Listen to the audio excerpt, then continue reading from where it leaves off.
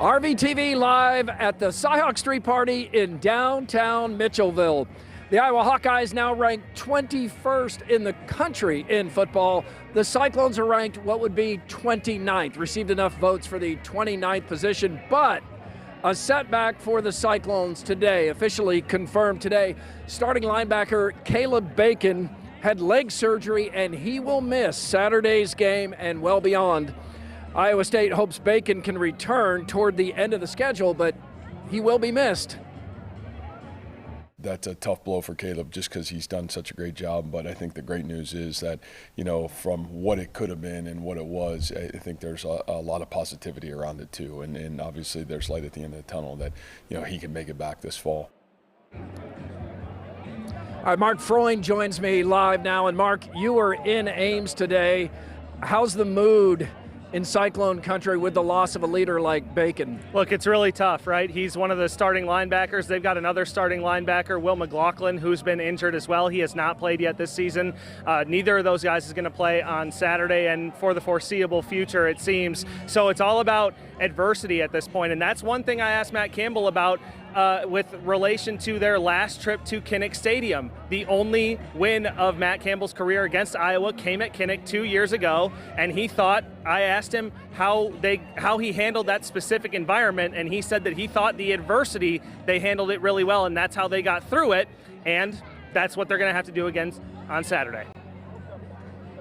What I think the biggest thing that we did a great job navigating in that game, and you know, you look back to the road games last year, is when adversity hit, you know, we had the ability to kind of persevere through it. And if you look at that game, man, you look at us on the road last year, and I think our ability to play good football on the road was ability to kind of stay laser focused on the situation in the moment at hand and not get lost in the positive or the negative that just occurred. So, you know, when I look back to it, I think those were the big things in that game that I would take. And again, that's what it takes to win on the road. As we turn to the Hawkeyes, there's no smooth segue.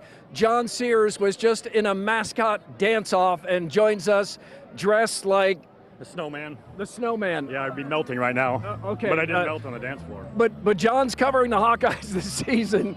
And John, the Hawkeyes get their leader back, Kirk Ferentz. What do you think that does? Yeah, certainly a weird sight on Saturday, seeing Kirk Ferentz not on the sidelines with the Hawkeyes. 26 years, had never missed a game. Ferentz admitted that it was weird, it was awkward sitting at home watching football. And Iowa, through that first half, you're thinking, oh boy, here we go again. But finally in the second half, they started going, scored 40 points, destroyed Illinois State. Kirk Ferentz, though, on last Saturday, where he really didn't know what to do. You know, when the game started, yeah, it's just different watching on TV. It's really different. You can see better. That's one thing. And I had a nice surface to write on, which is the second thing. So I guess those are two upgrades. But outside of that, there wasn't much good about it. It just it's sterile. And there's really you're pretty much helpless. Not that I do a lot during games anyway. I'm not playing, but you just have a total feeling of disconnection. So it was really strange, really strange. Cyclones and Hawkeyes Saturday at 2:30 p.m. Iowa is favored by 2.5 points. And former Hawkeye Caitlin Clark wins WNBA Eastern Conference Player of the Week for the second straight week.